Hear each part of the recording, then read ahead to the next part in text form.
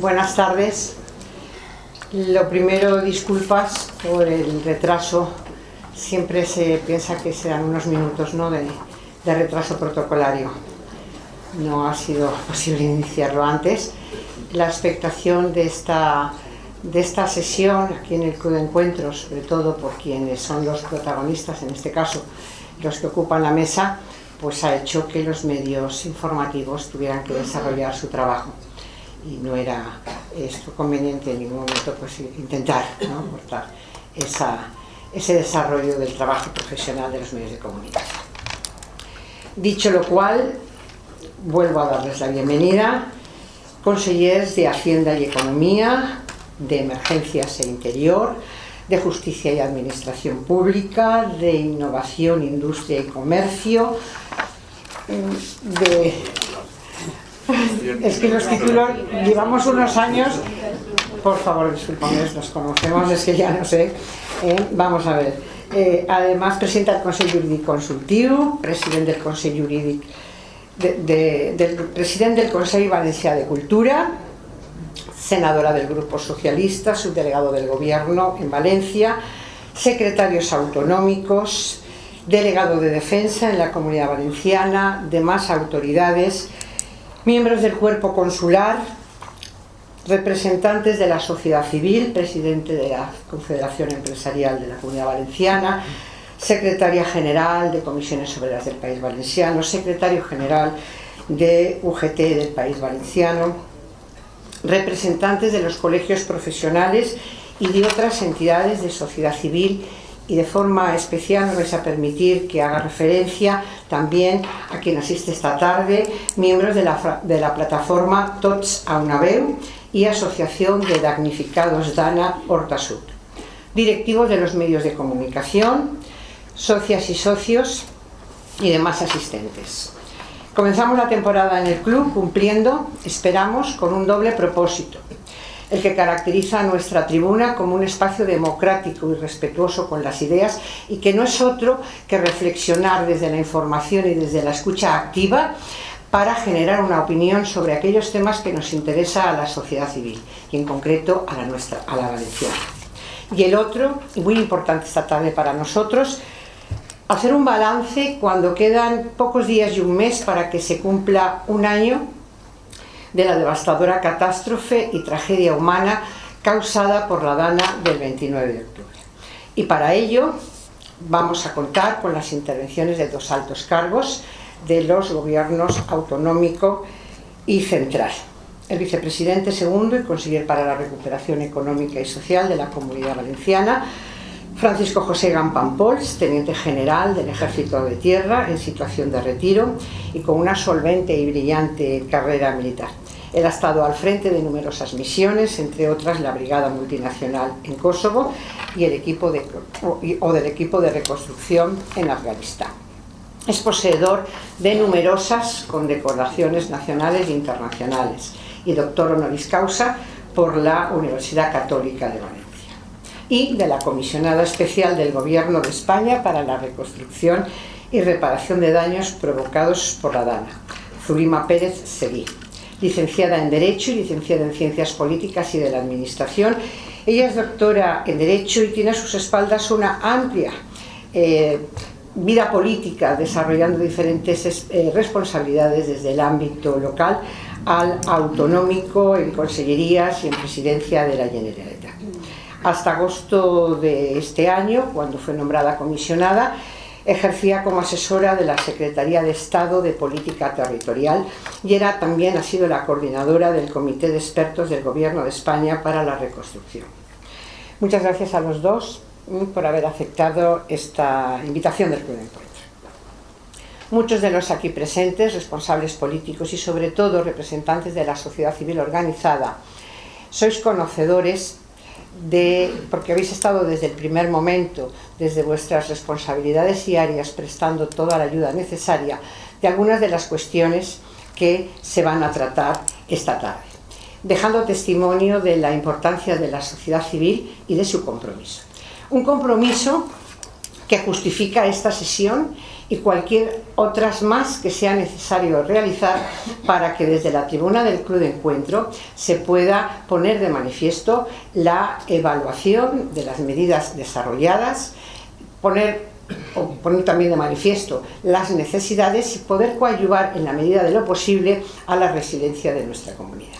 Cuando se envió la invitación a los socios de esta actividad, también se ofrecía la posibilidad de que remitieran, si así lo deseaban, pregunta por escrito. Bueno, pues he de informaros a todos los socios y no socios que solo lo ha hecho un socio, por escrito. Sin embargo, he de agradecer que otros muchos socios me han ido trasladando a lo largo de estos días cuáles eran sus inquietudes y sus preocupaciones.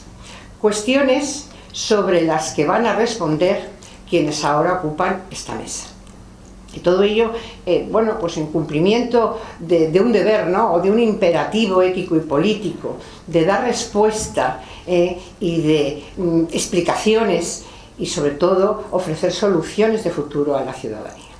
No me voy a entretener más, simplemente vamos a comentar y vamos a hacerlo siguiendo el título de la mesa de análisis que hemos convocado esta tarde, conociendo en un periodo de tiempo que les voy a dar como de unos 15 minutos máximos a cada uno para que cada uno haga un balance de la catástrofe. Así que cuando quieras, vicepresidente. Sí. Bueno, muy buenas tardes. En primer lugar, un placer y un honor tener la oportunidad de compartir con ustedes una serie de reflexiones acerca de este proceso tan complejo en el que estamos inmersos, cuál es el de la recuperación económica y social de la Comunidad Valenciana en su conjunto, después de un fenómeno catastrófico como el que se ha vivido entre los días 28 y 4 de noviembre del pasado año. Por una cuestión de metodología, les voy a describir pues, cómo ha ido, desde mi punto de vista, este proceso. En primer lugar, recibo una llamada alrededor del 19 de noviembre del año pasado, diciéndome si estaba dispuesto a asumir un cometido complejo, difícil, que era diseñar un plan para la recuperación económica y social de esta comunidad y arrancarlo, ¿no? Esto se trata de, al margen de lo que hayan oído o puedan opinar, esto se trata de servicio, ¿no?, de espíritu de servicio. Mi formación personal, al margen de haber ya pasado a una situación que militarmente se llama de retiro, los militares no nos jubilamos, nos retiramos, significa que una vez más me decían, prometiste servir, juraste servir, pues habrá que servir, ¿no? Y dije que sí, claro que sí, en la medida en que yo supiera y pudiera. El día 23 juré mi cargo y a partir de ese momento pues se produjo ese proceso que conocen ustedes, que es la creación de la nada de una consejería con rango de vicepresidencia para la recuperación económica y social de la Comunidad Valenciana. Supongo que algunos de ustedes saben lo que es la complejidad administrativa y si no se lo puedo explicar. La administración es un gran volante de inercia que cuesta mucho poner en marcha, mucho, pero que una vez se pone en marcha tiene una velocidad de crucero y normalmente, salvo algún atasco importante, sigue funcionando.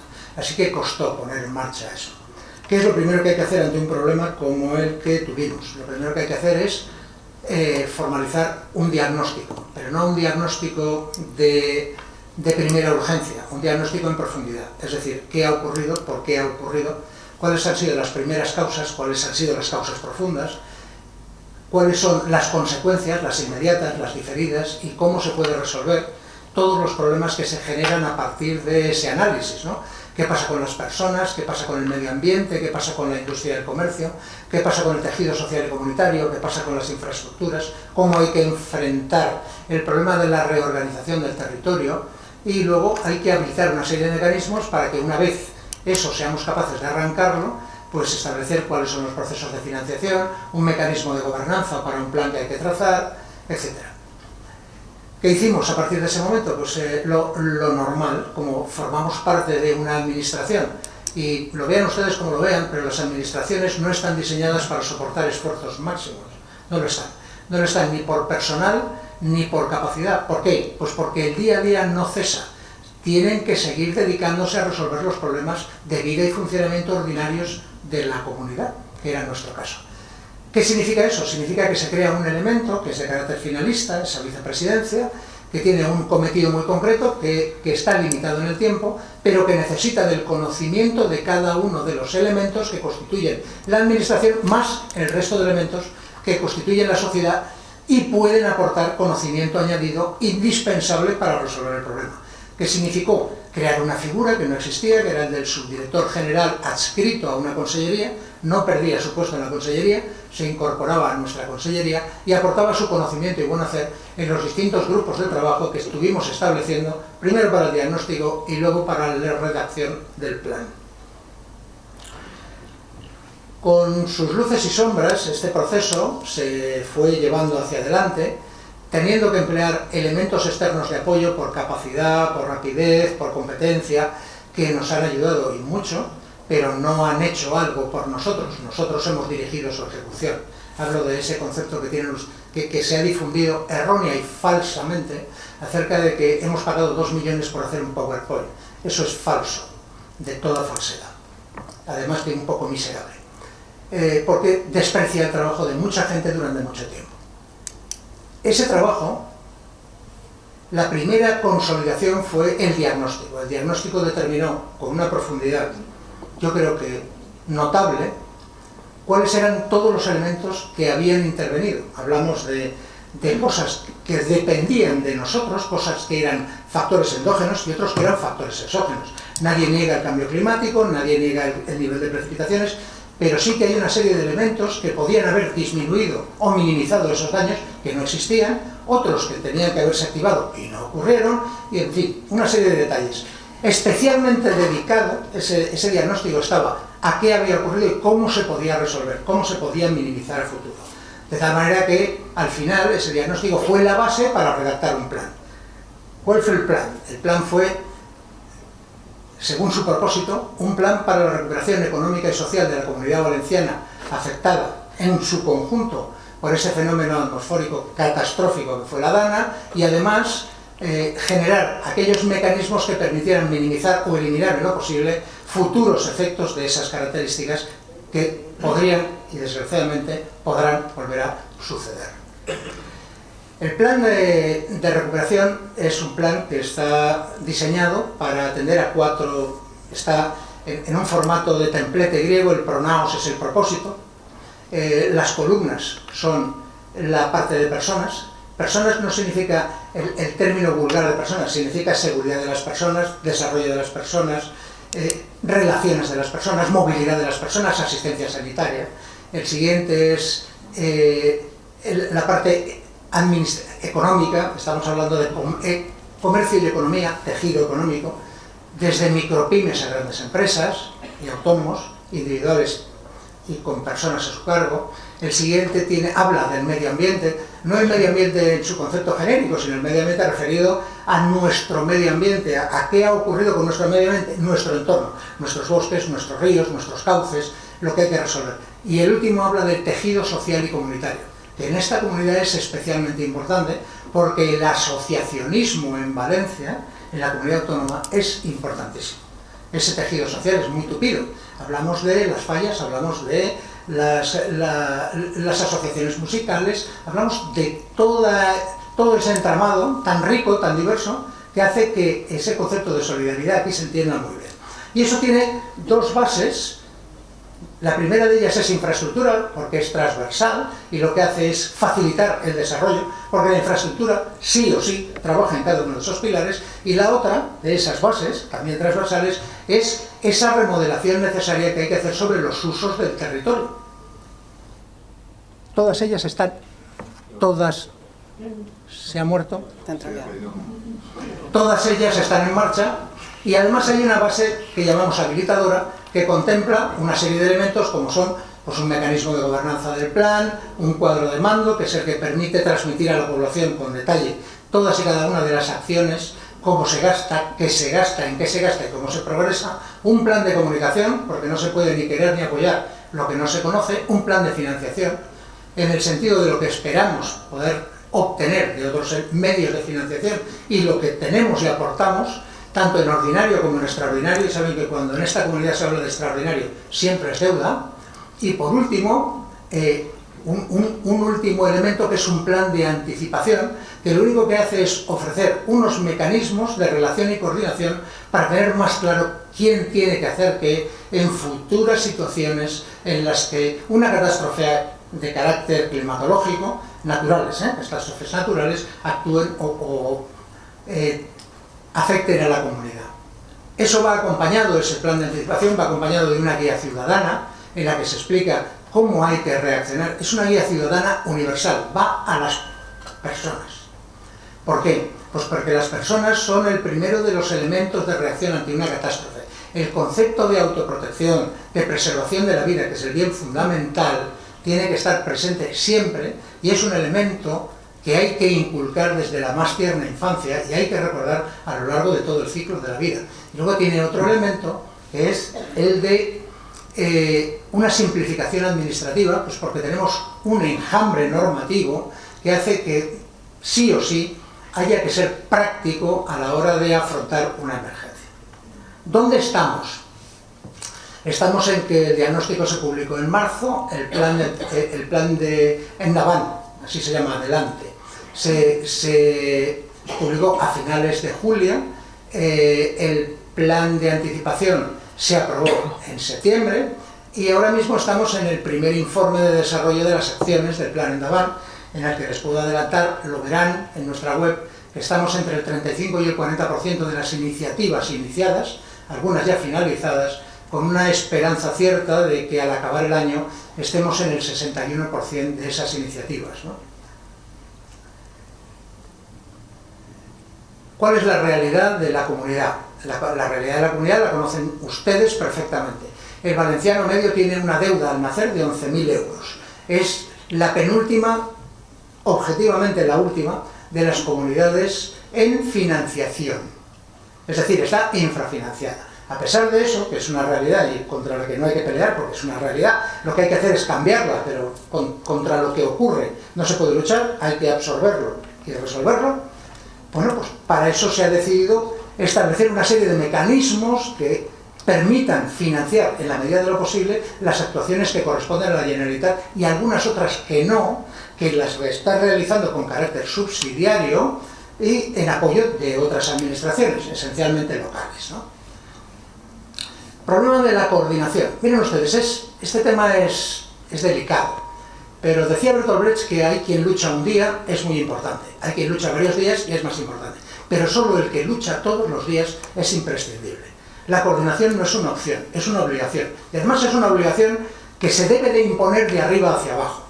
La administración pública tiene una obligación de coordinación, y cuanto más alto es el nivel de esa administración, más obligación tiene en coordinar todas las acciones que desarrolla con el resto. ¿Por qué? Pues porque una catástrofe de esta magnitud no contempla análisis parciales de la realidad. Tiene que ser una realidad en su conjunto lo que se asume, luego por tanto tiene que haber un diagnóstico único, un planeamiento único y una ejecución descentralizada que corresponde al modelo de Estado que tenemos complejo, compuesto y descentralizado.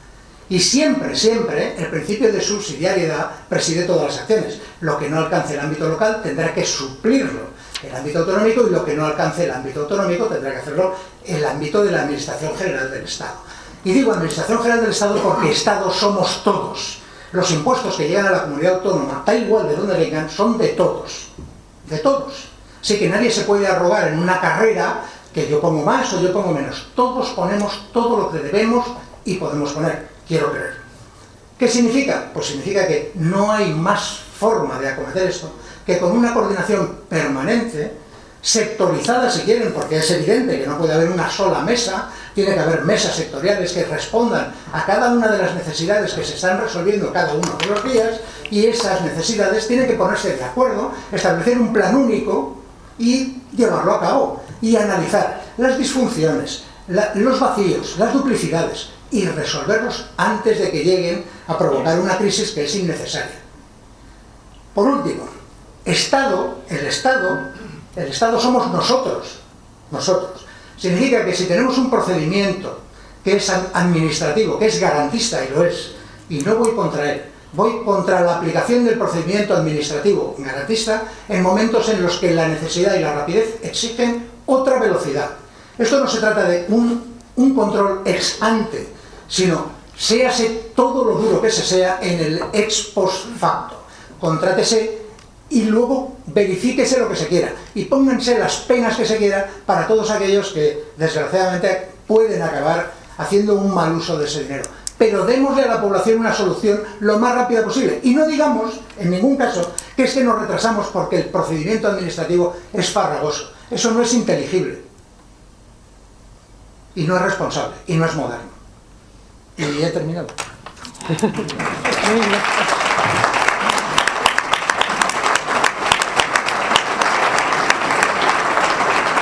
Muchas gracias. Pues nada, tiene la palabra la comisionada, también 15 minutos.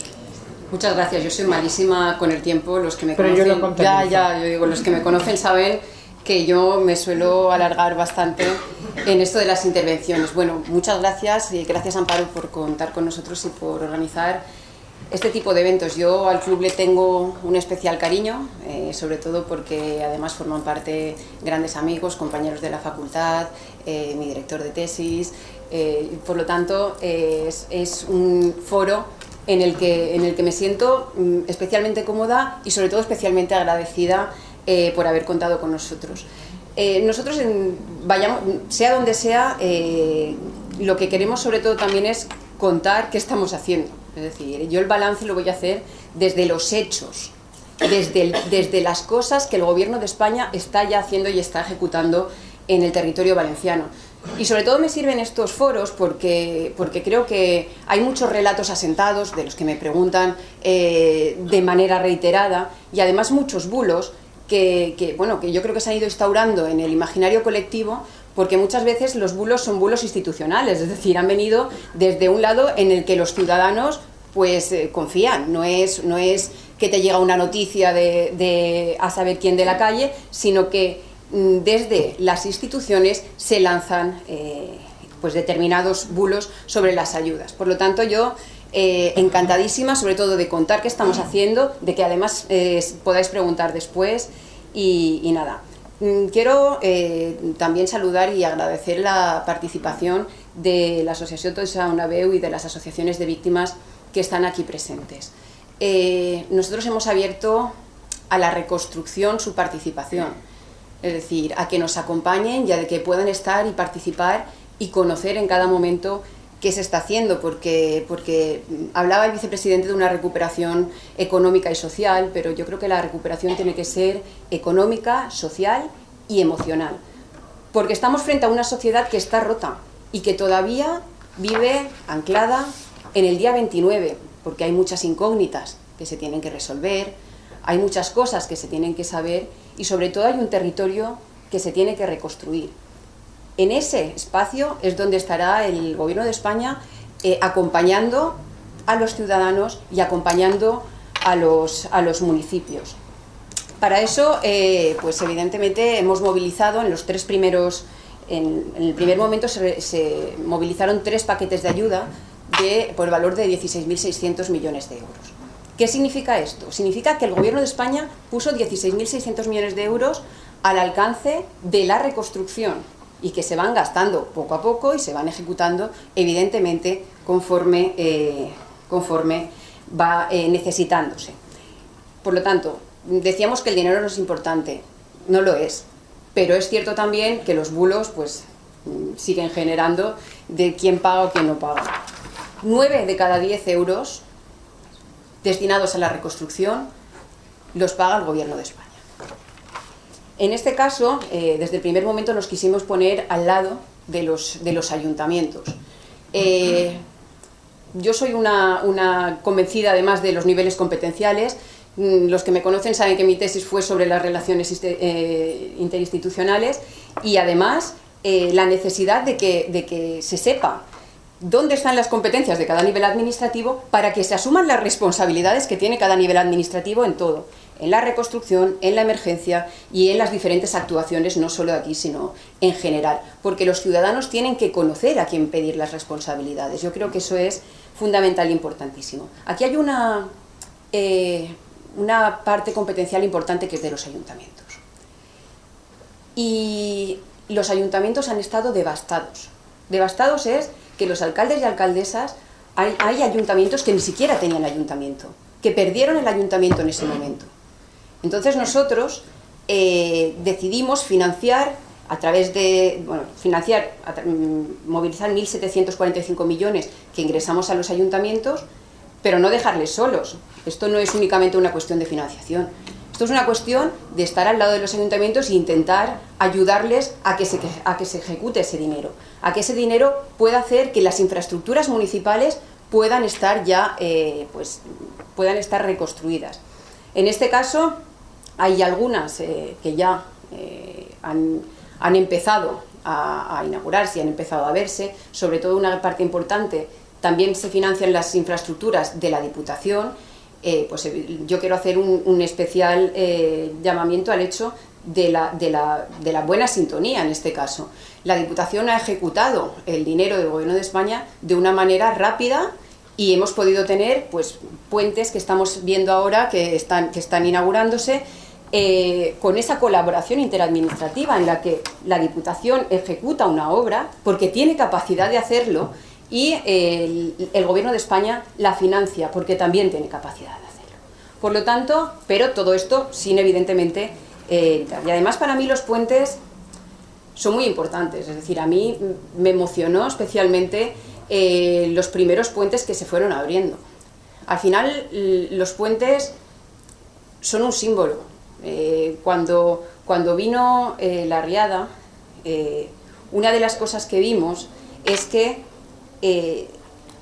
se arrasaron muchísimos puentes que hicieron que ciudades quedaran separadas, vidas quedaron rotas, ciudades separadas. Y yo creo que volver a reconstruir esos puentes y hacerlo además de manera conjunta tiene un simbolismo especial porque volvemos a unir, evidentemente, la vida de los ciudadanos y las ciudadanas y la vida de los municipios en sí. Después, además, también hay una parte de infraestructuras de movilidad. La Dana afectó a muchísimos kilómetros de carretera. Más de 160 kilómetros de carretera se vieron afectadas. Se vio afectada la A7, la A3, la V30, la V31. Todo eso tuvo una reparación, no inmediata, no voy a decir inmediata, pero muy rápida. En ese momento yo creo que el ministro Puente además sacó lo mejor de sí mismo y se lanzó a poder reconstruir esas vías que el 23 de noviembre estaban ya abiertas. Que estén abiertas no significa que no estemos actuando todavía en ellas, pero se han invertido más de 157 millones de euros para restituirlas. Se vieron afectadas también 375 kilómetros de vías ferroviarias. Doy estas cifras y me las apunto porque como soy de letras se me olvidan los números, para que ustedes vean la magnitud de lo que ha significado, que muchas veces no sabemos de qué estamos hablando y estamos hablando de muchísimas infraestructuras dañadas. 375 kilómetros de vías ferroviarias en los cuales se han invertido 200 millones de euros y 39 millones de euros más para ejecutar 37 infraestructuras municipales en 12 localidades.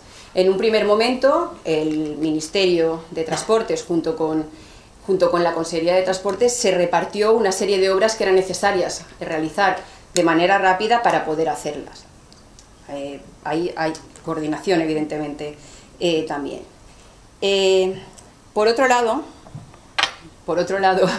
mucho que decir y poco tiempo. Por otro lado, también quiero poner de manifiesto otra de las competencias que tiene el Gobierno de España, que es la parte de los cauces. En este caso, se han invertido primero se han realizado, ya se está actuando en los cauces. Ustedes pueden ver que ya se están levantando molas, se están asegurando los municipios para las zonas por las que pasa el barranco o pasa el río. En municipios se están haciendo actuaciones de emergencia. En este caso tenemos 250 millones para 500 actuaciones de emergencia por parte de la Confederación Hidrográfica del Júcar. Por lo tanto, es un trabajo que no para. ¿Significa esto que con estas actuaciones de emergencia esté solucionado el problema? No. Pero hemos de ser evidentemente sensatos. se tiene que hacer una planificación de lo que va a venir, es decir, necesitamos hacer más. Tenemos que hacer, a través de las obras de emergencia, el aseguramiento del cauce y de las ciudades, pero tenemos también que planificar el futuro. Para ello, lo que se ha realizado es un plan para la mejora de la resiliencia frente a inundaciones del territorio afectado por la DANA. En este caso cuenta con 530 millones de euros, pero son ampliables, es decir, se irá viendo cómo va avanzando. En este caso lo que se desarrollan son 4 líneas, pues se modifica el marco normativo, se va estableciendo una nueva cartografía de riesgos, se realizan soluciones basadas en la naturaleza y en infraestructuras hídricas y se ponen en marcha proyectos que ya estaban maduros, que estaban realizándose y algunas nuevas actuaciones en fase de diseño. Y además se va a establecer también un Real Decreto de adaptación urbana al riesgo de inundación en edificios y viviendas. Por lo tanto, tenemos por un lado la parte de reconstrucción, pero reconstrucción no significa restitución, significa ser más resilientes frente al futuro. Se ha movilizado también en el ámbito agrario 468 millones de euros.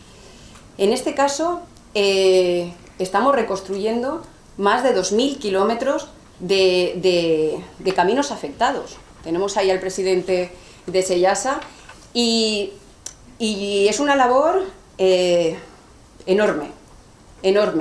Pero yo creo que la agricultura, hablamos poco de la agricultura, pero el sector agrario es algo que comparten todas las zonas que han sido afectadas por la DANA.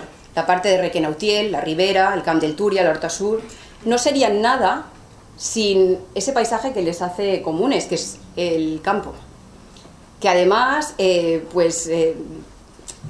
está en la idiosincrasia de la gente, está en la idiosincrasia también, está también en el habla. Muchísimas de las partes del habla de esas zonas son del mundo agrario.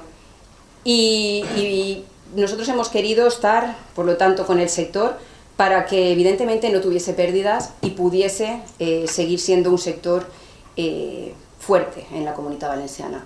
El otro día visitábamos unas obras y vamos, todo lo que nos están transmitiendo por parte de la parte de agricultura es agradecimiento. Había un señor que queda muchísimo por hacer, pero estuvimos viendo una balsa y lo que nos decían es que no hubiesen pensado nunca que podrían volver a cultivar. Pues la importancia de las pequeñas cosas, de cómo afectan esas acciones a esas personas, yo creo que es importante poner en valor.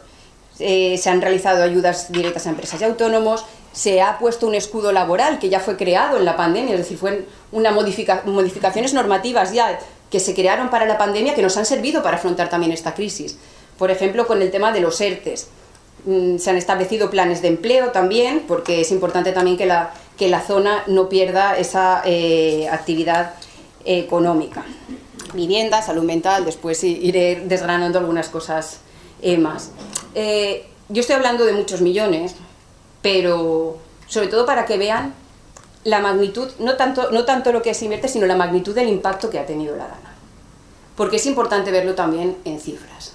Pero yo creo que el dinero no lo es todo.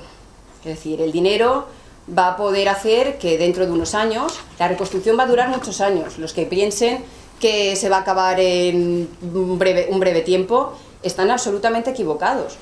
Tenemos que volver a replantear toda la zona. Se tienen que levantar casi pueblos enteros para poder rehacer todas las acequias y tot el clavegueram, porque esta palabra no me sale en castellano nunca. Y por lo tanto, va a tardar tiempo.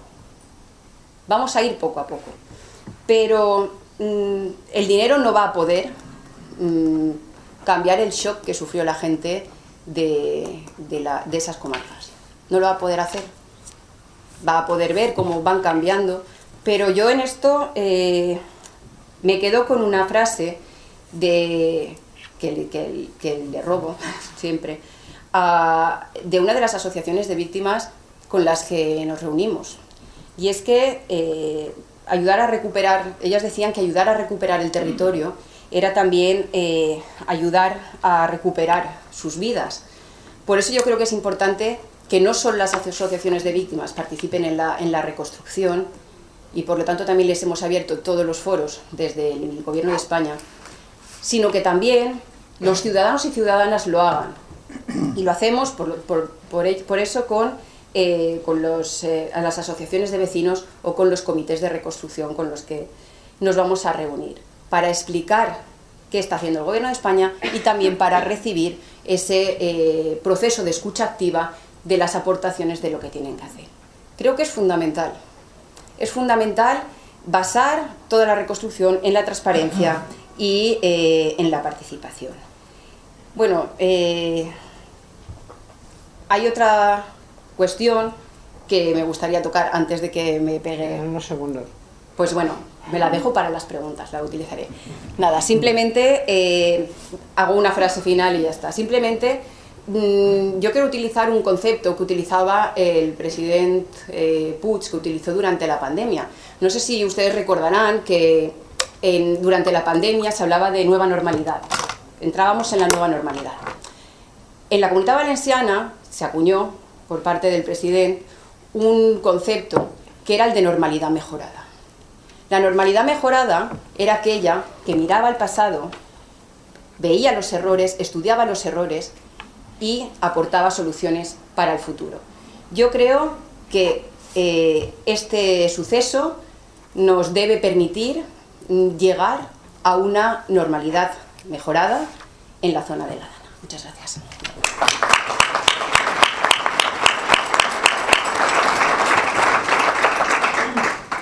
Muchas gracias a los dos por esta visión personal, cada uno de ellos desde su responsabilidad, de ese balance de la catástrofe. Cuando planteamos esta sesión pensamos en eso, en seguir el título, ¿no? Y el título, como bien sabéis, pone preguntas y respuestas, con lo cual entramos en esa fase ahora. Yo llevo, como digo, agradezco a los socios que me han ido ilustrando y transmitiendo sus preocupaciones y cuestiones que les gustaría que fueran respondidas, y vamos a pasar a ellas. También he de deciros que de las explicaciones o de las intervenciones, pues hay algunas que pueden haber sido respondidas. No obstante, yo llevo 10, pero me gustaría también que en la sala se hiciera alguna pregunta. Es inevitable que empiece por una que ha sido recurrente en todos y cada uno de los socios, no sé, con los que me lo han transmitido. No sé si los motivos es si será falta de información, no voy a entretenerme yo. La primera es la siguiente. Muchos piensan que no conocen los motivos de por qué no hay una comisión mixta. Quieren saber si esa comisión mixta, gobierno y autonomía, va a formarse y cuándo. Y quieren saber si va a existir un cronograma. Estoy viendo. Un cronograma. Que para poder hacer un seguimiento, que sea transparente, para poder hacer un seguimiento y una evaluación.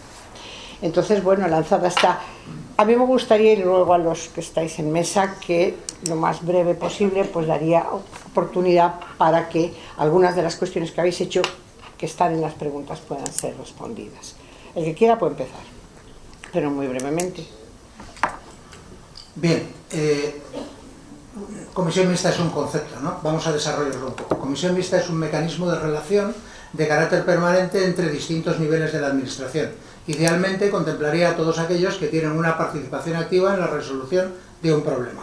Administración General del Estado, Administración Autonómica, Administración Local, en las dos vertientes en que aquí se actúa, Diputación Provincial y municipios. Habría que articularlo adecuadamente. La voluntad es política para crearla, y a continuación lo que hace es plasmarse en una estructura de carácter administrativo permanente, en la que como mecanismo de relación todas esas administraciones que tienen intervención activa en lo que está ocurriendo, pues establecen un programa de actuación, plan, programa y presupuesto. El plan se ha aprobado porque era centralizado, se establece, se programan las actuaciones y se presupuestan, es decir, se consiguen los fondos para financiarlas. ¿Qué significa? Significa unidad de esfuerzo. Miren ustedes, el recorrido en la humanidad es indiferencia, coexistencia pacífica, unidad de propósito, unidad de esfuerzo. Entre medios estaría coordinación y cooperación, me lo salto. ¿Qué requiere una actuación como esta? Unidad de esfuerzo. ¿Por qué? Pues porque exige un esfuerzo titánico, porque aquello que se está cometiendo excede lo normal. ¿Se puede tratar parcialmente? Sí, pero es ineficaz. No hablamos de eficiencia, hablamos de eficiencia, hablamos de eficacia, hace lo que tiene que hacer, eficiencia al menor coste, pero luego está efectividad. ¿Saben qué es la efectividad? La eficacia y la eficiencia con valores conocidos y compartidos. Cuando la administración hace lo que debe, es efectivo. Sí, yo creo que además hay dos conceptos que ha hecho una buena descripción de lo que son las relaciones intergubernamentales en parte, pero también hay dos conceptos, es decir, existe la cooperación institucionalizada y la no institucionalizada, es decir, la que se realiza a través de mecanismos formales y la que no se realiza a través de mecanismos formales, sino que se realiza de facto. De facto, la cooperación entre el Estado y la Generalitat ha estado realizándose desde el primerísimo momento. En el momento en el que hay cualquier tipo de duda o de competencias o de ámbitos en los que tienen que estar las dos administraciones, estamos. Si una comisión mixta pues estuviese, es decir, aportase cualquier miqueta, cualquier poquito de beneficio, de más para la reconstrucción, pues evidentemente se podría hacer, pero no creo que se quiera hacer con ese aspecto. Es decir, si la comisión mixta va a ser únicamente una fotografía, pues evidentemente no sirve para nada. Y yo creo que en el momento en el que estamos, pues sirve más bien poco. También es cierto que nosotros la cooperación con los municipios la tenemos institucionalizada y realizándola todos los días, por lo tanto esa cooperación existe y existe de una manera absolutamente continuada con todos y cada uno de los municipios, que son con los que sobre todo tenemos esas competencias conjuntas. Bueno, no sé si considerarán que está contestada la pregunta, pero cada uno la contesta como estima oportuno. Plantean muchos socios también comentarios, dicen, bueno, pero ¿cómo dicen que es necesaria la colaboración de la sociedad cuando no hay una coordinación? ¿Cómo es posible eso? No lo leas, que yo digo apuntar para... Bueno, ¿cómo es posible que pidan? Es necesaria la colaboración ciudadana para la recuperación. Dicen, pero si no hay coordinación. Si no hay coordinación entre las tres administraciones implicadas, ¿no sería fácil que hubieran hecho algún procedimiento o algo que facilitara la tramitación de lo que sea? Ese es el sentimiento y la preocupación que trasladan algunos socios. El que quiera puede responder, o alguno. Habéis hecho referencia a que los dos a lo mismo. Yo niego la mayor, es decir, niego la mayor en que no existe coordinación. La coordinación existe y sí que se han hecho muchas cosas que no se han visto para simplificar, por ejemplo, procedimientos. Las oficinas de petición de ayudas eran oficinas conjuntas, es decir, había una mesa de cada administración, pero eran oficinas conjuntas para poder hacer frente a la misma, es decir, donde se ha podido hacer las cosas más sencillas, se han hecho más sencillas. Bueno, y después la parte de la participación, evidentemente, yo creo que la participación ciudadana, lo he dicho anteriormente, es fundamental para la reconstrucción y que la tenemos evidentemente que articular. De hecho, nosotros todas las actuaciones, cada vez que viene un alto cargo, un secretario de Estado y que vamos a explicar lo que se está haciendo, normalmente lo hacemos en abierto. Lo hacemos en abierto es transparencia y participación. Explicamos, porque muchas veces explicamos y la gente pregunta. Muchas veces es muy difícil explicar las cosas porque son igual decisiones basadas en la ciencia o basadas en criterios técnicos que es necesario que las personas que viven en el territorio conozcan y sepan el por qué se hace así, porque que sepan el por qué se hace así les puede dar una mayor seguridad. Yo, por ejemplo, como persona individual puedo no entender el por qué se ha hecho un cerramiento en tal sitio, una mota en tal otro, o se están haciendo estas actuaciones. Por eso las actuaciones se tienen que basar en un criterio científico, en un criterio técnico, pero es importantísimo que los ciudadanos participen también de esa parte de criterio técnico y de criterio científico. Y abierto, por lo tanto, todos nuestros actos y todas las explicaciones a toda la ciudadanía. Bien, una precisión. respecto a esas visitas que dice, los mecanismos de cooperación interinstitucional. Ustedes saben que el representante ordinario del Estado en la comunidad autónoma es el presidente de la Generalitat. Y por extensión, los consellers lo son a su vez en sus respectivas áreas. No parece comprensible que cada vez que haya la visita de un ministro del gobierno de la nación, no tenga a su lado al conseller de turno, o cuando venga un secretario de Estado no tenga el equivalente de la administración, porque además de una imagen clara de unidad de esfuerzo, establece un principio de cooperación. Es así. Y esto, al margen de sentimientos, esto es una obligación de las administraciones hacia la ciudadanía.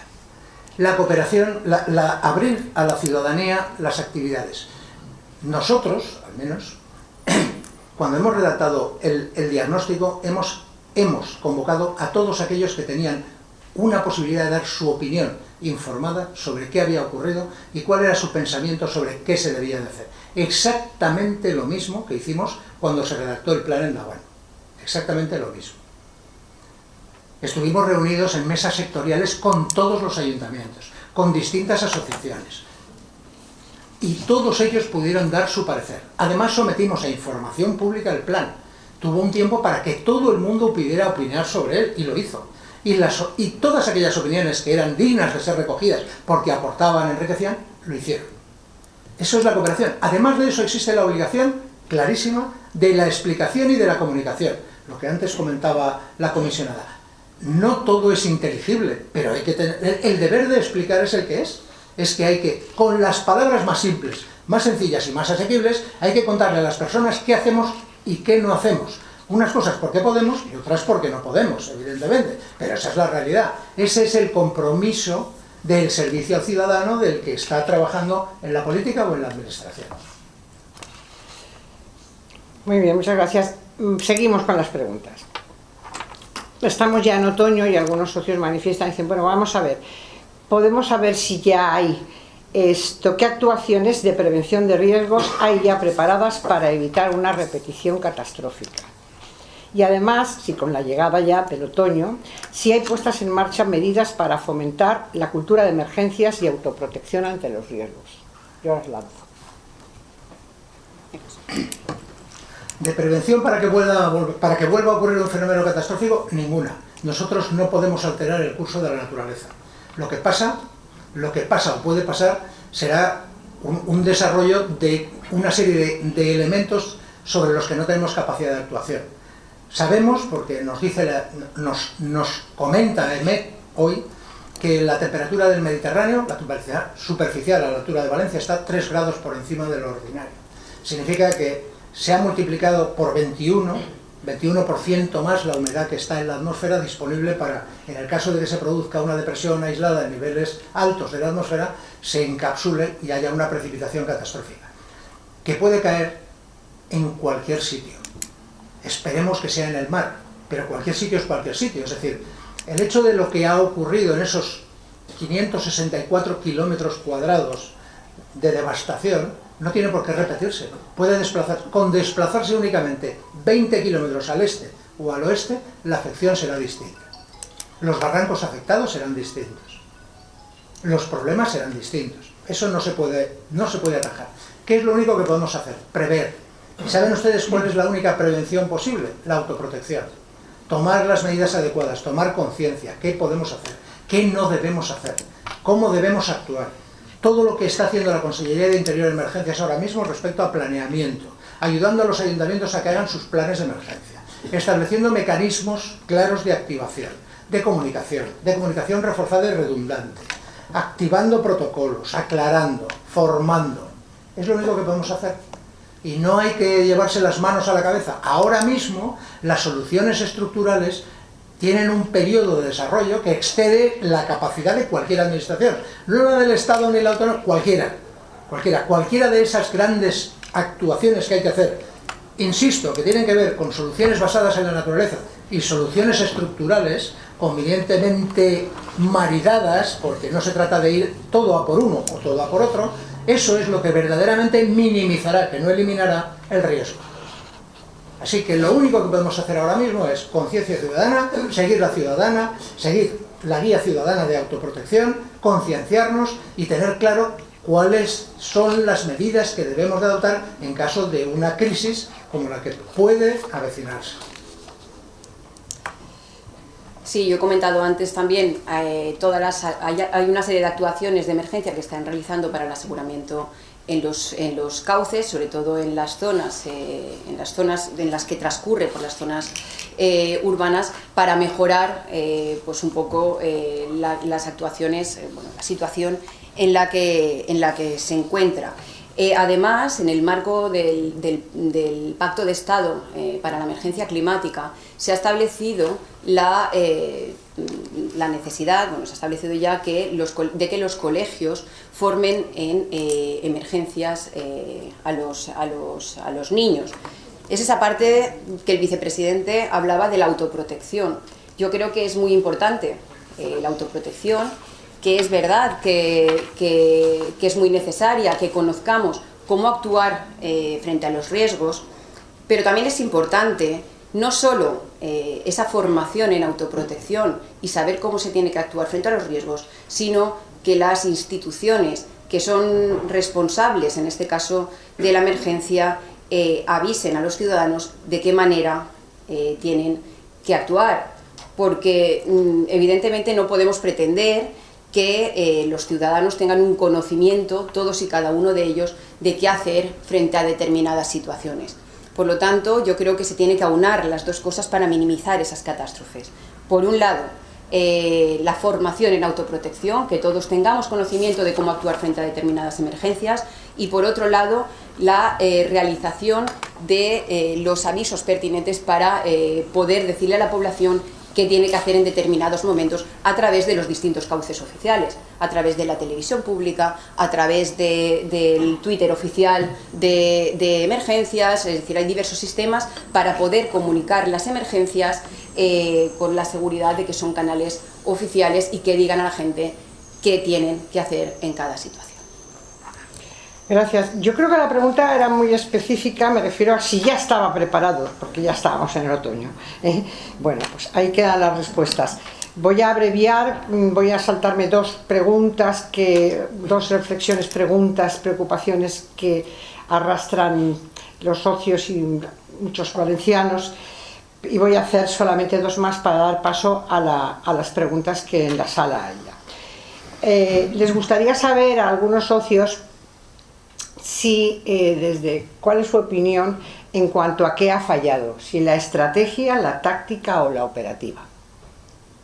¿Dónde focalizarían el fallo de lo que ha pasado?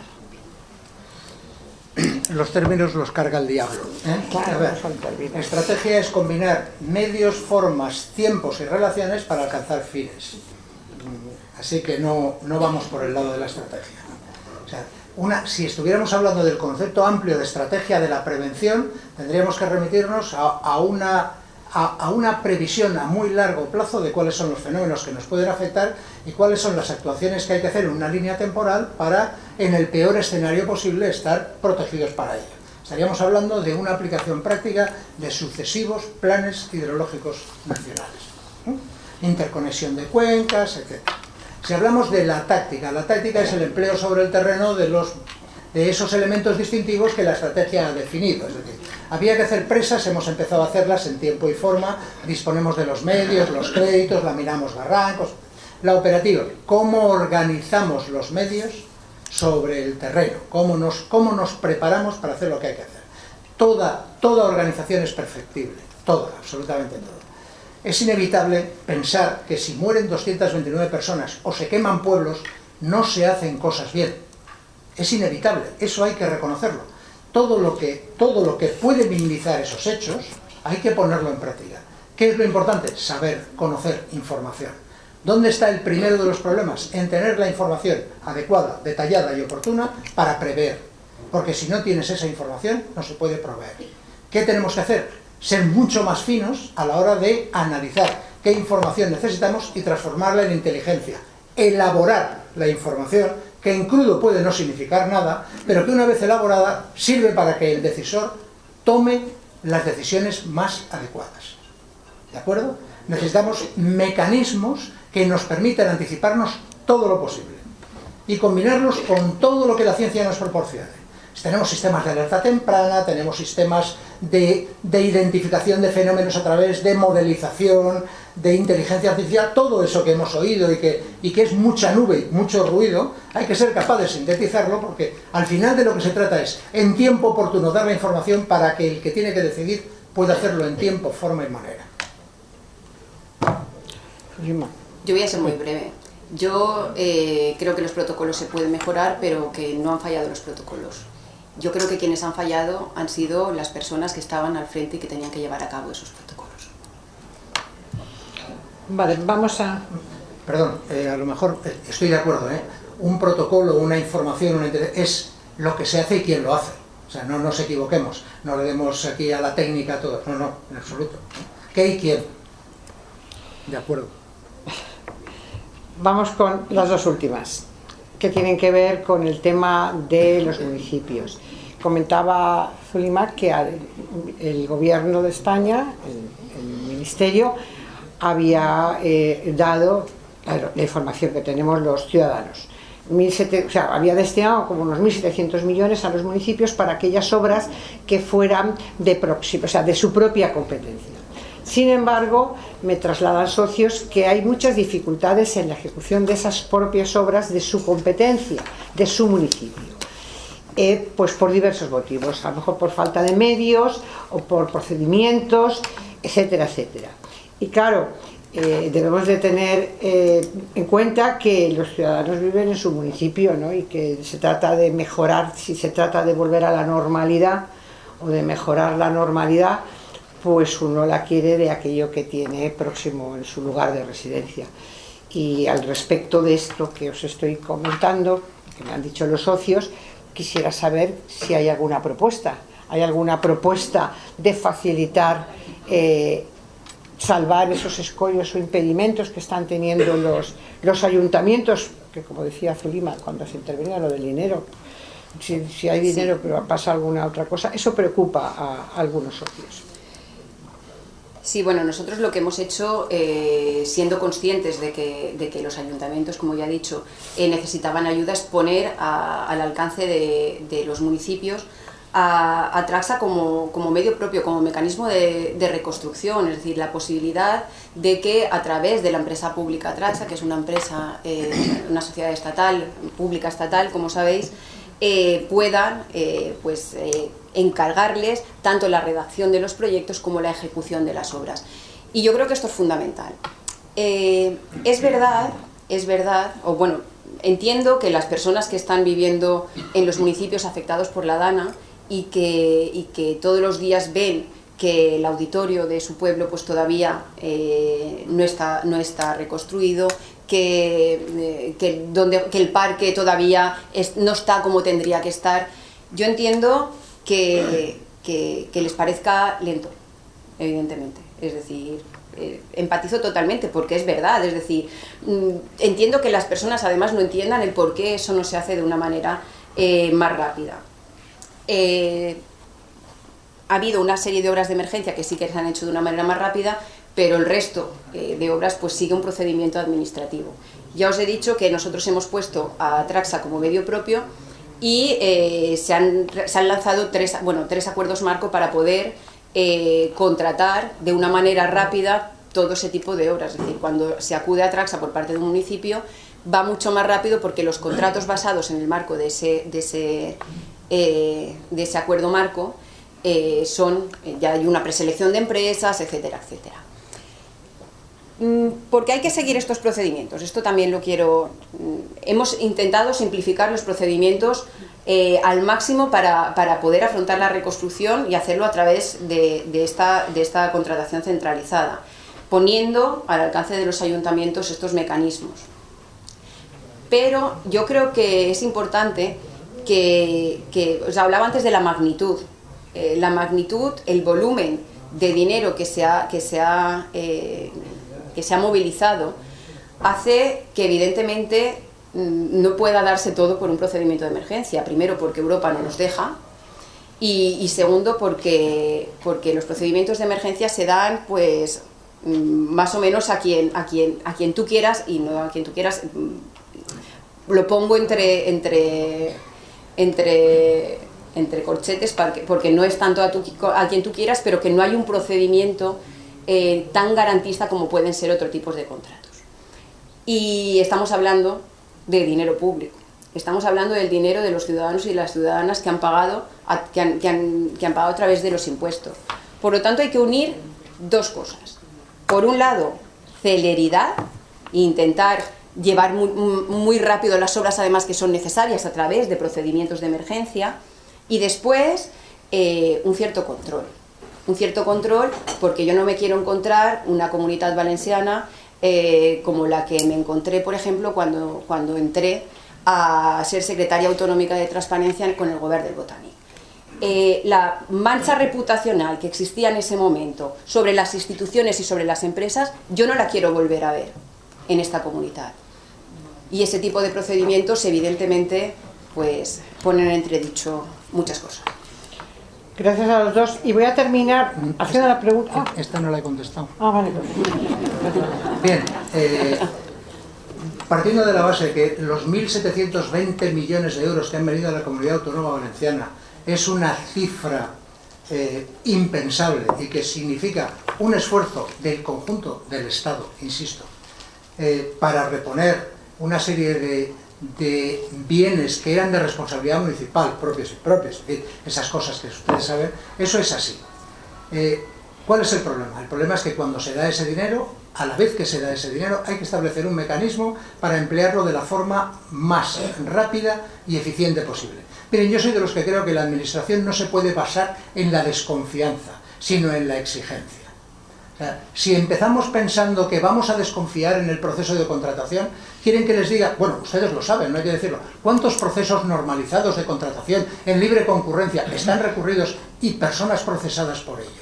O sea, no exageremos, exijamos la responsabilidad a quien de verdad tiene que adquirirla. Pidamos en los contratos de emergencia al menos 3 o 4 presupuestos, pidamos todo lo que se necesita y exijamos responsabilidades cuando luego se inventarían. Hay dos tipos de problemas. Uno es, con toda la buena voluntad del mundo, Traxa es una empresa, si ustedes recuerdan, es la heredera de Icona, no nos volvamos locos. Traxa es lo que es. Bueno, anterior, perdón. Sí. No es su tarea.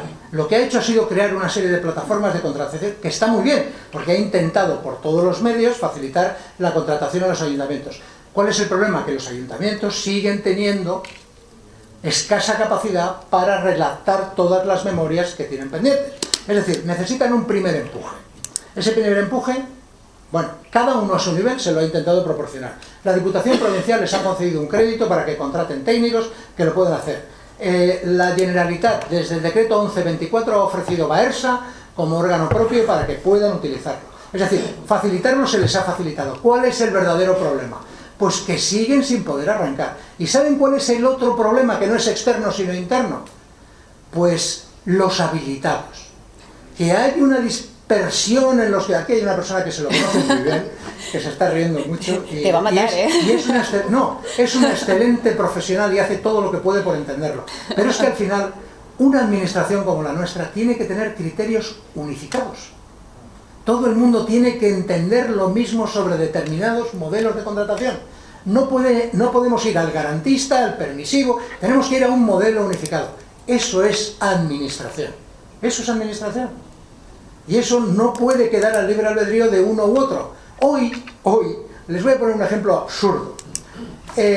Un pueblo tiene una biblioteca, tenía asegurado el continente y el contenido. Del contenido le dan 400.000 euros. Los quiere ejecutar para reponer mobiliario. Y le dice el interventor que no puede porque supera el techo de gasto. A lo mejor le suena extraño, ¿no? Pero ¿qué quiere que les diga? Una relación valorada en la que una parte ha perdido su valor porque ha desaparecido y una compensación, que no un incremento de crédito, la repone, en ningún caso se analiza así. Pero la realidad es otra. ¿Significa que no hay mobiliario en la biblioteca? ¿Lo entienden? Pues eso es lo que tenemos que arreglar. Porque Estado somos nosotros. No el Estado, la administración, nosotros.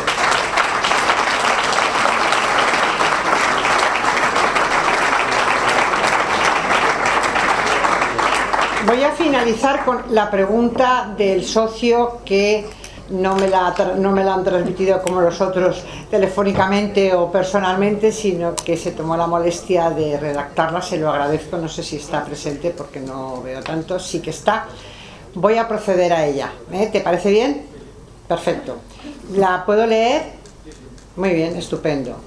Bien, dice el socio Ausenac: buenas tardes, soy persona afectada con grado de minusvalía del 72%, movilidad reducida y grado de dependencia 1, residente en Alfafar, y he perdido todo, incluida una casa de 2 plantas de una vivienda de 4 plantas. Todo incluido 2 plantas de una vivienda de 4 plantas, perdón. No voy a entrar a valorar lo ocurrido antes de las 20 horas del día 28, pone, pero era 29. Quisiera centrarme en lo ocurrido después con 2 preguntas. ¿Cómo es posible que se tardara 3 días en recibir ayuda? Y segunda, ¿cómo es posible que según el consorcio con 52.000 euros debo poder reconstruir y amueblar la vivienda? ¿Es cierto que los peritos escogidos por el consorcio tienen una bonificación económica si valoran las pérdidas en menor cuantía? Estas son el planteamiento de este socio del Club de Encuentro, y que, por cierto, a mí algunas personas ciudadanas pues también me han comentado. Es una realidad y por eso he querido dejarla para la última de la mesa. Ahora abriremos. Tenéis la palabra el que quiera contestar primero. Pido brevedad para que podamos tener por al menos 2 o 3 preguntas en sala. Sí, yo... estos son... yo creo que es un ejemplo de las muchísimas situaciones difíciles que han habido en el marco de la DANA. Yo entiendo perfectamente que muchas veces las compensaciones que pueda dar el consorcio de compensación de seguros pues no estén a la altura de lo que está. Es decir, al final es la casa el valor que se le da. No es verdad que los peritos del consorcio de compensación de seguros se lleven ninguna prima, porque se ha recurrido sobre todo al peritaje en cierta medida a través del IBE, del Instituto Valenciano de la Edificación. Por lo tanto, eso es supongo que un bulo más dentro de lo que está. Pero es cierto que muchas veces pues, el dinero, tanto del consorcio como las ayudas que hay, no llegan para poder tener o volver a rehabilitar una casa.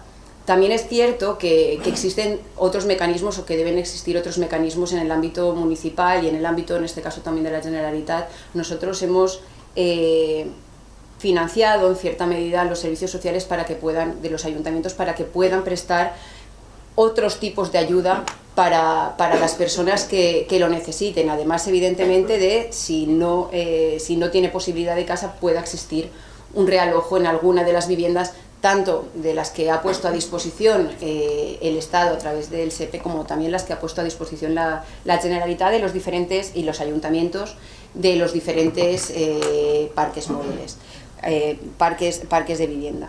Pero es cierto que muchas veces son ejemplos, hay gente que con estas catástrofes puede salir ganando, y hay pues mucha gente que sale perdiendo, y que pues, el Estado estará ahí para ayudar en lo que sea, y creo que es necesaria más que nunca que las instituciones estemos a su lado. Vicepresidente, no sé si... No, en primer lugar, lamentar su situación personal, porque no puede ser de otra manera. La realidad es una suma infinita de casos particulares, como saben ustedes, ¿no? Este es un caso lamentable en todo caso. Para estos casos tiene que haber un tratamiento diferenciado, pues que ahora mismo no existe, pero que, atendiendo a todo lo que usted ha descrito, el grado de minusvalía, etcétera, pues tendrá que tener una solución particular. De todas maneras, les digo una cosa. También hemos aprendido algo, dolorosamente, y es que cuando uno asegura, tiene que asegurar por el valor que cree realmente que es lo que está asegurando. Uno de los principales problemas que ha habido, desgraciadamente, y no es culpa de nadie, es lo que se llama el infraseguro. Se asegura por una cantidad que no se corresponde con el valor venal del bien que hay que reponer, ¿no? Ha pasado con vehículos, en fin. A pesar de todo, ese caso particular merece un tratamiento diferenciado. Además de la ayuda para reposición de enseres, tanto de la Generalitat, como la ayuda de vivienda que dio la Administración General del Estado, como las ayudas para realquiler, etc. Todo eso tiene que tener capacidad para acceder a ello, y si no llega, pues tendrá que formular ante los servicios sociales de su ayuntamiento una petición para que se le ayude. Y yo estoy convencido que hoy por hoy se atenderá. No le puedo decir más. Bien, pues estas son las preguntas que tenía yo preparadas, que los socios me han ido trasladando. Vamos a 2 o 3 preguntas por la hora que es, si os parece. La primera parte... Un momento.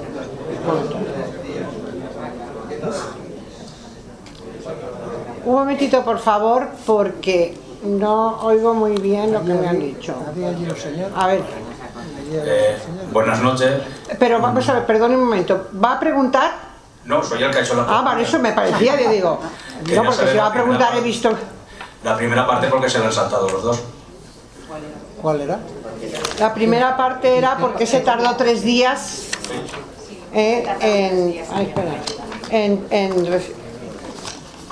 voy a ver, tenía yo aquí todo el tiempo. La primera, ¿cómo es posible que se tardara 3 días en recibir ayuda? Ya está hecha por segunda vez. No sé si alguno tiene algo que decir o quiere decir. Pues mire, la realidad, yo le cuento, y no estaba aquí, pero sí que con el tiempo he podido averiguar qué ha ocurrido. Pues mire, una confluencia de situaciones todas catastróficas. Cierre de las vías de comunicación, insuficiencia de personal y medios, una falta de conocimiento de cuál era la realidad, de qué es lo que estaba ocurriendo, y en algunos casos pues una mala planificación, porque a lo mejor iba más cosas a un sitio que a otro. No le puedo dar otra respuesta. No sé si tú. Sí, un poquito en el mismo sentido, y ubicación también. Muchas veces piensen ustedes que la catástrofe hizo que si estabas en el centro, por ejemplo, de un pueblo y iban, por ejemplo, retirando coches de fuera hacia adentro, acceder a determinados espacios tardasen un poquito más en acceder y en poder llegar, o por las circunstancias de la vía, por las circunstancias de lo que sea. Habría que analizar el caso, evidentemente, de por qué se tardó en ese caso específico 3 días en llegar, porque se fue actuando desde el primer día, pero es cierto que desde el primer día no se llegó a todos los sitios. Son las 9:25, si os parece vamos a hacer 2 preguntas en sala, les ruego brevedad a los que contestan. Sí. Yo he visto, en primer lugar, solo vamos a hacer 2, entonces yo he visto la mano, aquí una mano, y a ver, 4. No podemos hacer tantas preguntas por la hora. No sé si sois de las asociaciones. Vale, nosotros os comento, estamos aquí para escuchar, para hacer preguntas. Lo que sucede es que tenemos por costumbre levantar la sesión a las 9:30. Vamos a alargarla un poquito, pidiéndole a todos los socios y a los miembros que no son socios que esperen un poquito, y para que podamos hacer 3 preguntas, pero no podemos hacer muchas más, ¿de acuerdo? Porque nuestro protocolo habitual es levantar la sesión sobre las 9:30, porque después tenemos otra actividad, ¿vale? Bien, había pedido la palabra aquí delante, Mar, te agradecería que si es pregunta sea muy clara. Voy a ser muy breve. Por favor, Mar, si eres tan amable. Soy socio del club. Sí. Y quería hacer una pregunta porque me ha llamado mucho la atención una cifra de la comisionada que decía que 9 de cada 10 euros venían del gobierno. Entonces, yo me he metido en la página web de la Moncloa y de los 16.000 millones movilizados se han abonado 6.300. Pero de esos 6.300 la mitad son del consorcio. Entonces ya solo quedan la mitad. Pero es que la mitad se han transferido a los ayuntamientos, que todavía no están gastándose nada. Por lo tanto, al final de la cuenta me salen que de los 16.600 movilizados únicamente se han ejecutado 1.000. No sé si eso responde a 9 de cada 10, porque en la Consellería de Infraestructuras, por ejemplo, se ha gastado más de 600. Entonces no me cuadran las cifras de que 9 de cada 10 sean del Gobierno de España. Gracias. A ver, vamos por partes. La Generalitat, según dijo el presidente Mazón, y según están también en los cuadros de mando y también podéis ver, ha movilizado hasta ahora 1.000 millones de euros. En el caso del Gobierno de España han movilizado 16.000 millones de euros. Eso son 9 de cada 10 euros. Pero hay un ejercicio que hace mucha gente que yo creo que es pernicioso, que es sacar el dinero. Es decir, yo no sé por qué la gente quiere sacar el dinero del Consorcio de Compensación de Seguros de las ayudas que gestiona el Gobierno de España. No sé si sabréis lo que es el Consorcio de Compensación de Seguros. El Consorcio de Compensación... Esperaos, no, voy. Bueno, a ver, lo digo. El Consorcio de Compensación de Seguros, dejadme acabar de explicar. El Consorcio de Compensación de Seguros es un organismo público que existe en el ámbito, es decir, en el Estado español, y que responde frente a catástrofes que no cubren normalmente los seguros. Es decir, por ejemplo, el caso de riadas. Y me diréis... Pero es que el dinero, es que esto es como recurrente, viene de los asegurados, de los seguros. Fenomenal. ¿De dónde pensáis que viene el dinero que gestiona el Gobierno de España o que gestiona la Generalitat Valenciana? Pues viene de los impuestos de las personas y de las empresas. Es decir, lo importante no es de dónde viene el dinero. El dinero no es del Estado. Lo ha dicho antes el vicepresidente, el Estado somos todos. Lo que es importante es quién gestiona o no gestiona el dinero, y por eso es dinero del Gobierno de España, pero es dinero de los ciudadanos y ciudadanas. Por lo tanto, no tiene ningún sentido sacar que queráis o que se quiera separar un dinero de otro, es decir, por de dónde vienen los fondos cuando es el mismo organismo el que lo gestiona. Como tampoco se saca, por ejemplo, unas subvenciones que tienen y ayudas que tiene la Generalitat que provienen del Senado. Por ejemplo, una línea de subvenciones para asociaciones del Senado, pues la gestiona la Generalitat Valenciana y tiene que estar en el cuadro de mandos de la Generalitat Valenciana. Eso es así de sencillo. Es decir, es una cuestión de cifras. Pero el run recurrente de no, porque tal... También os digo, esto no es una competición, ¿eh? Esto no es una competición, pero todo el rato se tiene que ir justificando el por qué se meten o se incluyen ese dinero en los 16.600 millones.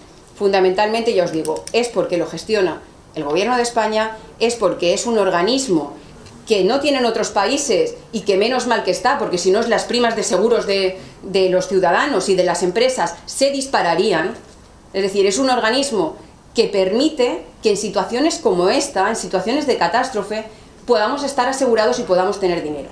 Y ese dinero que paga el consorcio, si no fuese así, lo tendría que cubrir también el Gobierno de España, pero a través de los impuestos de los ciudadanos y las ciudadanas. Por lo tanto, no importa, es decir, no importa de dónde venga el dinero. Todo el dinero, tanto el de la Generalitat como el del Estado, proviene de los impuestos. Lo que es importante es que podamos llegar, tanto el Estado como la Generalitat Valenciana, a cubrir todas las necesidades que encontremos. Bien, habían pedido 2 personas, yo lo siento, pero solamente vamos a dar palabra a 2 personas y la habían pedido ahí detrás. Sí, hay un señor que lleva un rato. No, pero han pedido... El de la mano, sí, el de la mano levantada. Sí, pero ¿dónde está? No lo veo yo. Es que no... Muy bien, por favor. Pero lo ha pedido la... No, lo habían pedido detrás antes. Por Dios. Qué éxito. Vamos a ver, por favor, yo he visto a 2 personas detrás de... ¿Usted? Sí, preguntamos rápido. Podemos ampliar siempre y cuando, vamos a ver, podemos ampliar.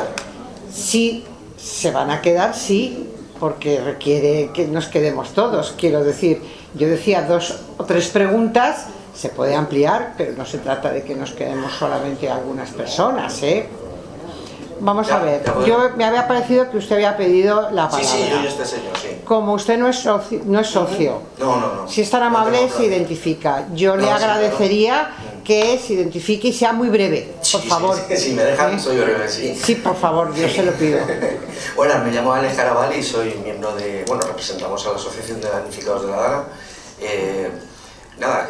Quería hacer una pregunta, pero más de una reflexión. Lo voy a hacer súper rápido, sus respuestas han sido muy largas, pero muy productivas y muy tecnicistas. Nada, la autoprotección, como dicen, debería estar en los centros escolares, como estamos haciendo. Desde el Ayuntamiento de Valencia, por ejemplo, se está haciendo. Pero es la administración quien nos tiene que dar la formación, es el ciudadano el responsable de no tener la formación. Eso es una pregunta que formulo porque no tenemos esa cultura de la emergencia. Luego la infravaloración de los vehículos no sé cómo se ha dado. El vehículo se valora o no se valora. Yo lo tengo valorado, se me peritó y ya está. Luego, en declaraciones del señor Pampols, no, evidentemente usted no estaba aquí, ha opinado pero no estaba aquí. El tema de los ascensores, bajar a los vehículos, mucha gente falleció ahí. No sé si sabe la cultura que hay en L'Horta Sud de que salga al barranco, pero salga un palmo, salga 20 centímetros, una cosa así. Entonces, los que somos trabajadores y no tenemos muchos recursos, no tenemos los justos y necesarios, pues intentamos sacar los vehículos. Se falleció ahí, incluso hubo gente que avisaban, yo no sé si es un bulo o no, yo no lo iba a escuchar, que la policía por megafonía decía, sacar los vehículos, que si no...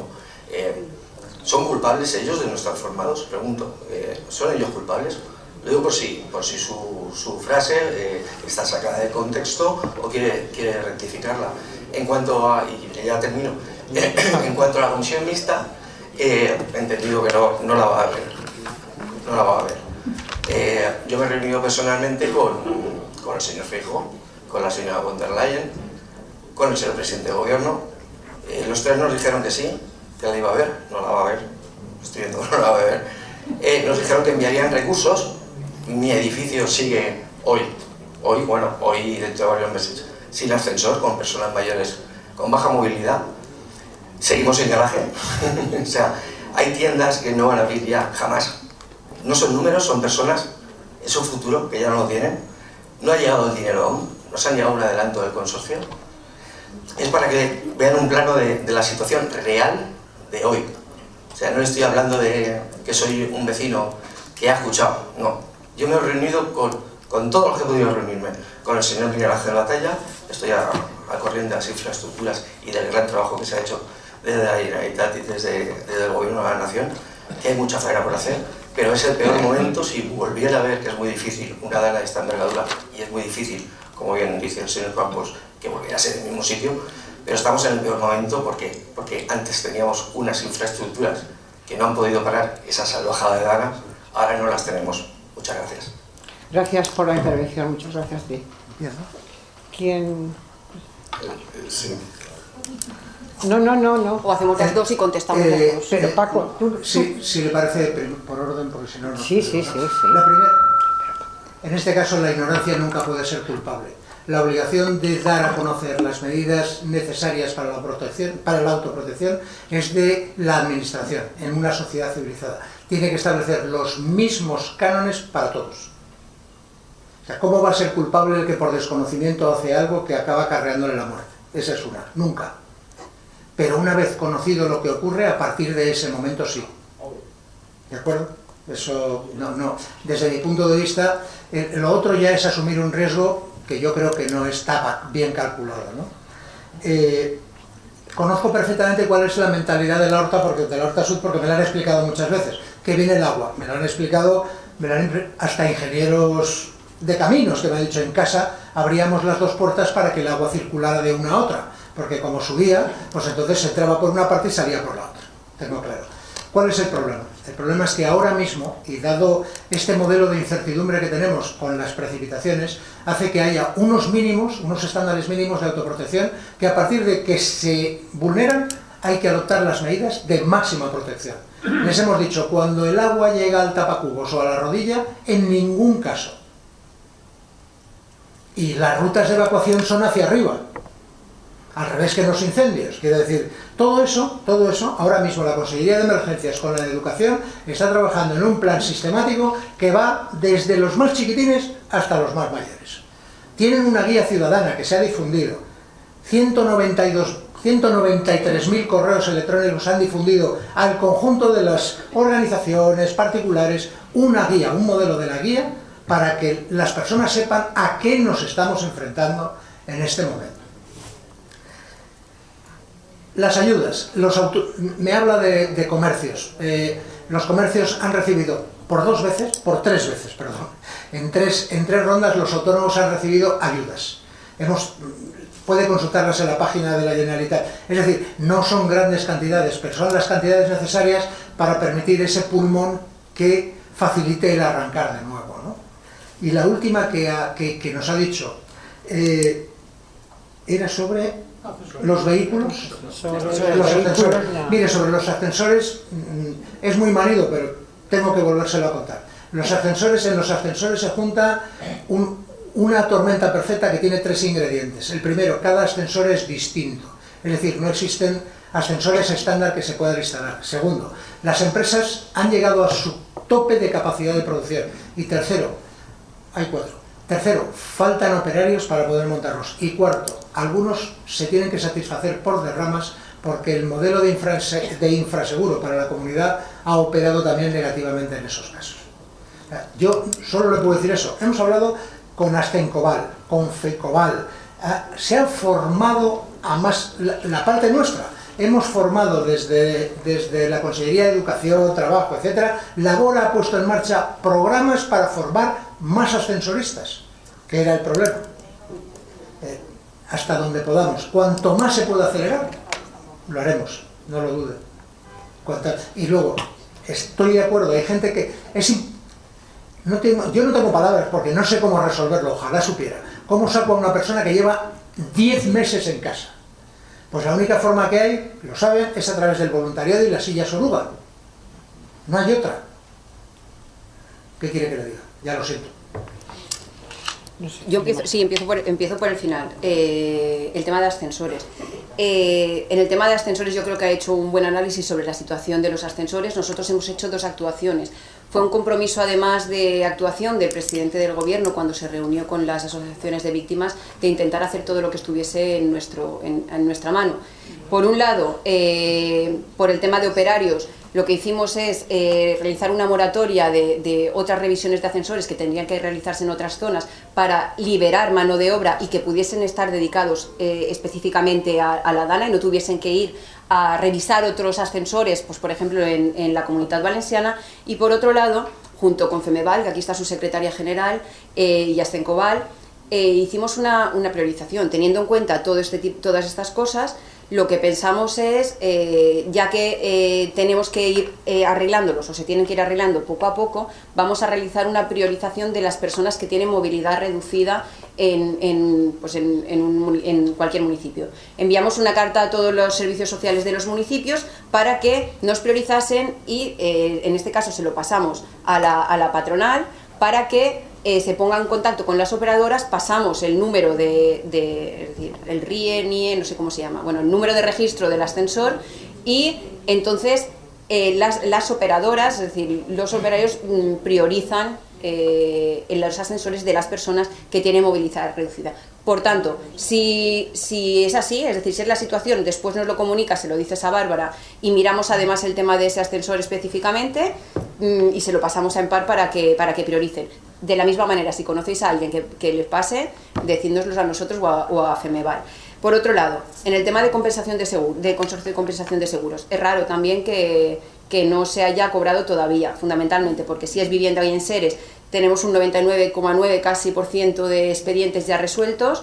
En el caso de vehículos, el 98,62, que bueno, los que no están normalmente es porque son vehículos que todavía no han aparecido, que no hay muchos, no voy a decir cantidad, pero no hay muchos, que todavía no han aparecido y por lo tanto no tienen derecho a la compensación del consorcio de compensación de seguros y bueno, y si es así, es alguno de estos aspectos, dínoslo también después particularmente y lo miraremos. Esto, perdón, para su tranquilidad, y es la Administración General del Estado. La Dirección General de Tráfico está habilitando ahora mismo un procedimiento para que esos más de 1.300 vehículos que no han podido ser identificados pues porque se peritaron en un momento y desaparecieron, robo, en fin, cualquier cosa, de una u otra forma puedan ser reconocidos como baja de vehículo y se perciba la ayuda. Bueno, si se peritaron no hay problema, es decir, si se peritaron y el consorcio tiene, aunque sea la matriculita, el no sé qué, si pasó por algún lado, normalmente los que no están de baja definitiva, pero que sí que han cobrado el seguro, es porque están en CATS, pero todavía no han sido resueltos. Y después no hay tantos desaparecidos que son desaparecidos, se consideran aquellos que nadie ha sabido dónde están. Pues no voy a decir cifras que después pesan, pero estarán en torno igual a los 300. Pero no voy a decir las cifras y no utilicen esta cifra, pero que no son cifras tan grandes, porque no es cierta del todo, es decir, tengo que mirar específicamente la cifra. En esos casos sí que habrían cobrado las ayudas, por ejemplo, de la Generalitat Valenciana, o las de compra, pero no, y las del Estado de compra de coches, del Reinicia Auto, pero no habrían cobrado lo que le toca por el consorcio de compensación de seguros, porque el consorcio no cubre en caso de robo, cubre únicamente en cuestiones de ANA. Pero estamos intentando solucionar ese problema específico que son los problemas de los coches. Perdón, la cifra que yo le digo aparece en el documento de Moncloa que se publica. Y la publica el Consorcio de Compensación de Seguros diciendo falta por abonar 1.300. Pero por abonar no significa que sean desaparecidos. Porque son vehículos que no han sido dados de baja. Se peritaron, pero no acabaron en un centro de tratamiento.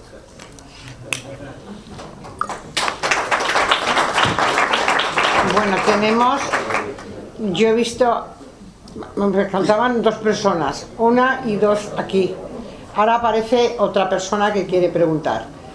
Entonces... Un poco cansados. Sí, claro. Vamos a ver. Vamos a hacer 2 preguntas más y ya tenemos que terminar. Por favor, sé muy breve. Bueno, pero muy breve. Mi nombre es Francisco Blanc, soy abogado. Desde hace 40 años me dedico a la ordenación del territorio y del urbanismo. Y mi pregunta tiene una posible formulación brevísima.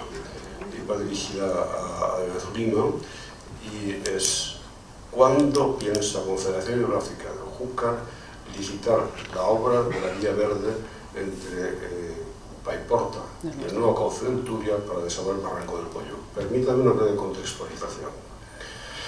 Se ha dicho que es necesario un estudio de impacto ambiental.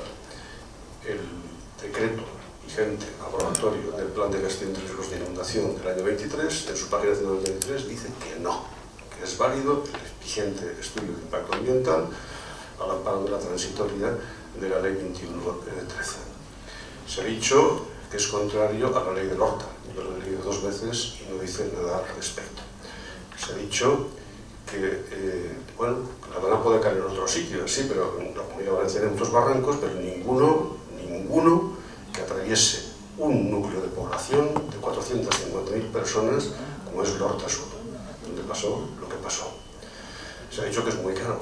Bueno, 80 millones de euros es un 0,5 por 1000 de la cifra que usted ha mencionado antes. Muy caro no es. Se ha dicho que podría desbordar, inundar la ciudad de Valencia. Mi última noticia es que hay un estudio ya publicado por Confederación Hidrográfica del mes de julio de este año, donde dice que la minimización de impacto cero del desagüe del Barranco del Pollo al nuevo cauce se podría conseguir con un muelle de 40 centímetros de altura en la margen izquierda del nuevo cauce del Turia. Entonces la pregunta es, ¿por qué no se hace ya? Sí. No, le contesto rápidamente, es excesivamente concreta la pregunta, evidentemente, pero nos la haces llegar y te contestamos perfectamente. Es más, no solo te contestamos, sino que te invitamos a todas las reuniones que hagamos con la Confederación Hidrográfica del Júcar, que son los que te pueden contestar a eso, porque son cuestiones técnicas, es decir, yo soy jurista y por lo tanto esas cuestiones tan técnicas escapan a mi haber, pero bueno, nos la haces llegar, habrán otros foros y si no, te contestamos directamente desde la Confederación Hidrográfica del Júcar, sin problema. Bien, vamos a darle la palabra a un señor que está aquí a usted. Por favor, identifíquese, le ruego, concreción máxima en su pregunta. Y ya con esta pregunta y las respuestas hemos terminado. Buenas tardes. Buenas tardes. Soy Francisco Rodríguez Mulero, presidente de SEIASA. El día 11 de noviembre, 13 días después del trágico de la Dana, el Gobierno de España se aprobó el Real Decreto Ley 7, que posteriormente las Cortes ratificaron, de ayudas por la Dana, de intervención. El artículo 24 y 25 se refería a actuaciones en agricultura, recuperación de la actividad productiva en el sector agrario. El artículo 25 tenía medidas de actuación en el territorio, en recuperación, acciones en caminos, en comunidades de regantes y en parcelas. 2 semanas después, el Ministerio de Agricultura convocó una reunión con la Consellería y el equipo del Ministerio, el subsecretario, se reunió con todo el equipo de la Consellería para coordinar actuaciones. La Consellería de Agricultura había establecido 4 expedientes de emergencia para, con 20 millones de euros, actuar en 4 zonas. El Ministerio de Agricultura liberó 192 millones de euros para actuar en el territorio. A partir de ese momento y hasta ahora se ha coordinado todo el equipo del Ministerio de Agricultura con la Consellería en todo momento. Y cada vez que el Ministro de Agricultura ha venido a Valencia, se ha reunido con el conseller.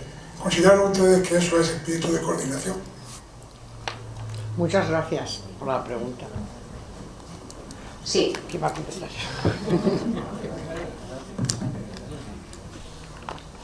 Ya ha contestado. ¿Me pregunta a mí? En general. Pues no, ha contestado que sí. No.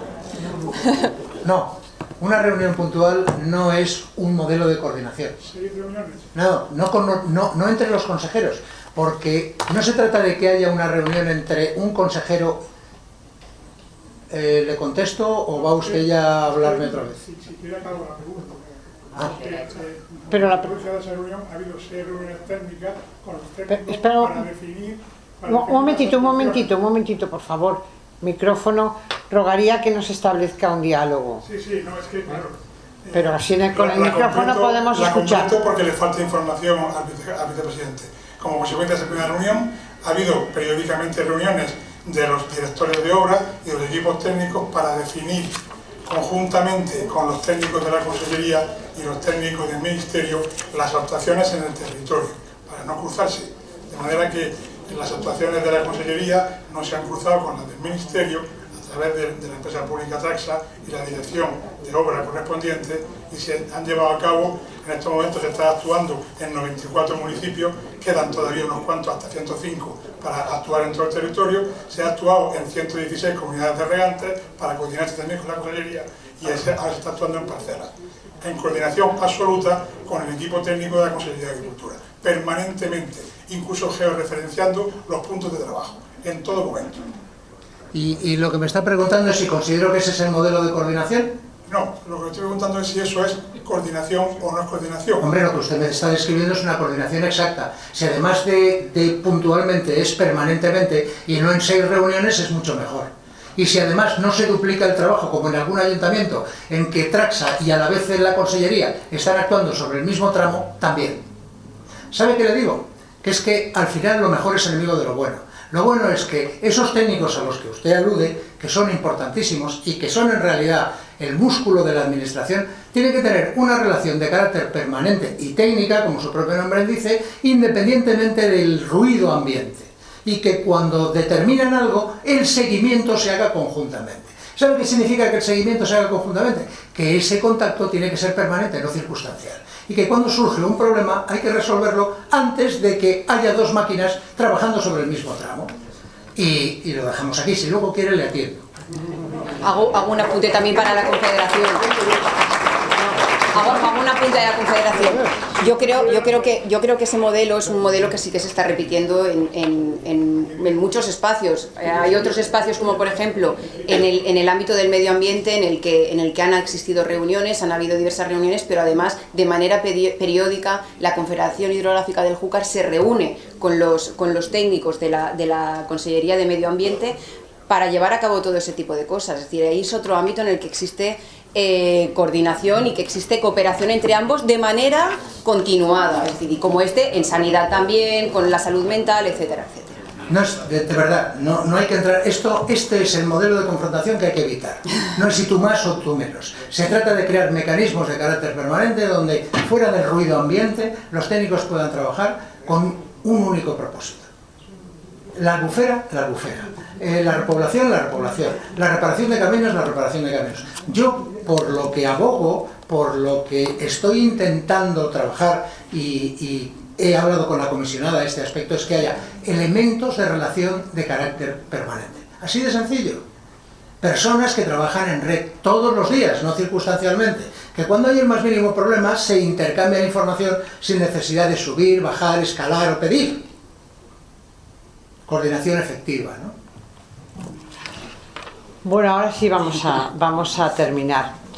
Agradezco a todos la asistencia, sobre todo también las intervenciones de los miembros de la mesa de análisis, a todos los socios que han preguntado y a los que me han utilizado buenamente, y yo encantada, para transmitir cuáles eran sus preocupaciones y las cuestiones que les interesaban.